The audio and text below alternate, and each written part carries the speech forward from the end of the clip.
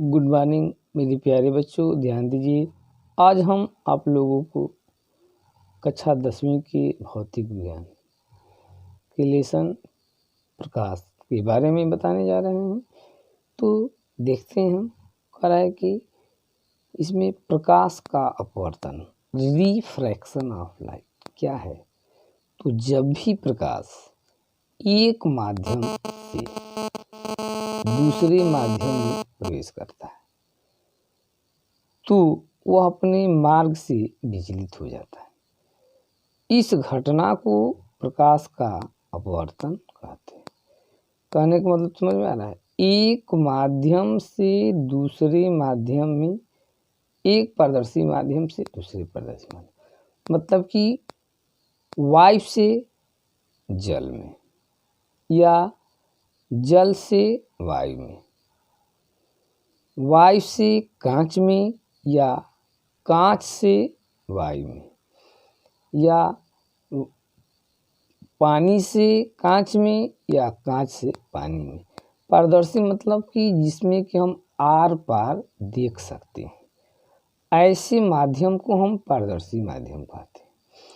तो जब भी प्रकाश एक पारदर्शी माध्यम मतलब कि वायु से कांच में और कांच से वायु में प्रवेश करता है तो अपने मार्ग से क्या होता है, वो विचलित हो जाता है। जिस मार्ग से जा रहा है उस मार्ग से इधर उधर हो जाता है।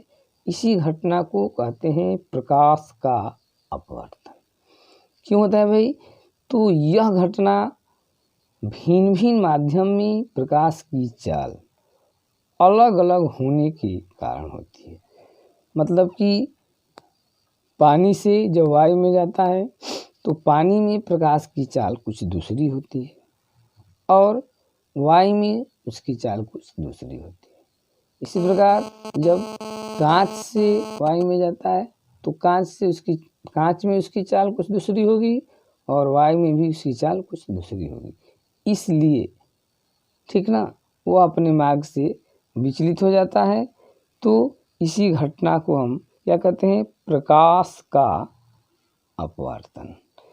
देखिए, ये दो माध्यम है, ये वायु विरल माध्यम और ये कांच सघन माध्यम। जब वह इस विरल माध्यम से सघन माध्यम में आता है तो ये जो किरण आती है इसको आपतित किरण, और जो दूसरे माध्यम में आकर के इधर आगे बढ़ जाती है इसे अपवर्तित किरण कहते हैं। आने वाले किरण को आपतित किरण और आगे बढ़कर जाने वाली किरण को अपवर्तित किरण कहते हैं। जिस बिंदु से ये दूसरे माध्यम में प्रवेश करती है अपवर्तित, इसे आपतन बिंदु कहते हैं। ठीक है, ये वायु विरल माध्यम है, ये कांच सघन माध्यम। ये अभिलंब खींचा गया है N1 और N2 डट डट करके। तो आपतित किरण और अभिलंब के बीच के कोण को आपतन कोण I कहते हैं तथा ये अपवर्तित किरण है, अपवर्तित किरण और अभिलंब के बीच के कोण को अपवर्तन कोण R कहते हैं। गौर कीजिएगा, ध्यान दीजिए डायग्राम पर। कह रहा है कि जब प्रकाश विरल माध्यम से सघन माध्यम में आता है, विरल माध्यम जिसमें कि कोण दूर दूर हो जैसे वायु है, और सघन माध्यम जिसमें कोण पास पास जैसे कांच में चला गया या वायु से पानी में चला गया। पहले किस में है? वायु में, विरल माध्यम में। किस में गया?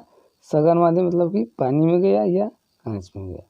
तो अभिलंब की ओर झुक जाता है, जैसे जा रहा है और आकर यहाँ पर झुक जाता है। ठीक है ना। तो जब प्रकाश विरल से सघन में जाता है तो अभिलंब की ओर क्या होता है? वो झुक जाता है। ठीक है ना। और यही घटना जब प्रकाश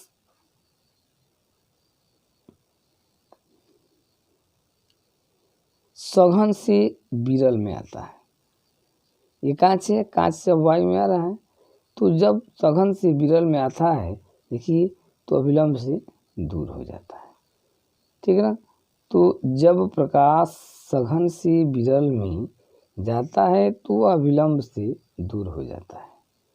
ठीक है ना। अब अपवर्तन का नियम है, ठीक है ना। प्रकाश के अपवर्तन का नियम, क्या नियम कहता है? प्रथम नियम कहता है कि आपतित किरण, आने वाली किरण को हम आपतित किरण कहते हैं। जैसे ये है आपतित किरण, अपवर्तित किरण, जो किरण जो है कि ये इधर आ रही है, तो आपतित किरण, अपवर्तित किरण, ठीक है। और आपतन बिंदु पर अभिलंब, ये तीनों एक ही तल में होते हैं। कौन कौन? आपतित किरण, अपवर्तित किरण तथा आपतन बिंदु पर अभिलंब, तीनों एक ही तल में होते हैं, कागज के तल में होते हैं। इसे प्रथम नियम कहते हैं, अपवर्तन का फर्स्ट लॉ कहते हैं, ठीक ना। इसी प्रकार से अब अपवर्तन का द्वितीय नियम, किन्हीं दो माध्यमों के लिए आपतन कोण I की ज्या साइन तथा अपवर्तन कोण R की ज्या का अनुपात नियतांक होता है। Means sign I by sine R equal नियतांक। कह रहा है कि किन्हीं दो माध्यमों के लिए आपतन कोण I की ज्या तथा अपवर्तन कोण R की ज्या का अनुपात क्या होता है? नियतांक होता है। इसे sine I by sine R equal नियतांक कहते हैं और इसे ही स्नेल का नियम कहते हैं। इस अनुपात को ही क्या कहते हैं? स्नेल का नियम कहते हैं। इस नियतांक को प्रथम माध्यम के सापेक्ष दूसरे माध्यम का अपवर्तनांक भी कहते हैं और इसे स्मॉल n द्वारा प्रदर्शित करते हैं।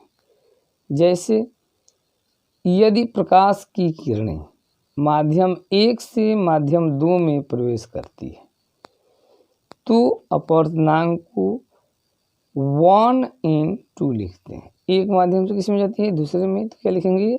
1/2 तथा 1/2 को माध्यम दूसरे का माध्यम 1 के सापेक्ष अपवर्तनांक कहते हैं। माध्यम 1 का माध्यम 2 का माध्यम 1 के सापेक्ष क्या कहते हैं? अपवर्तनांक कहते हैं, ठीक है। तो ये हो गया आपका प्रकाश का अपवर्तन और अपवर्तन का नियम।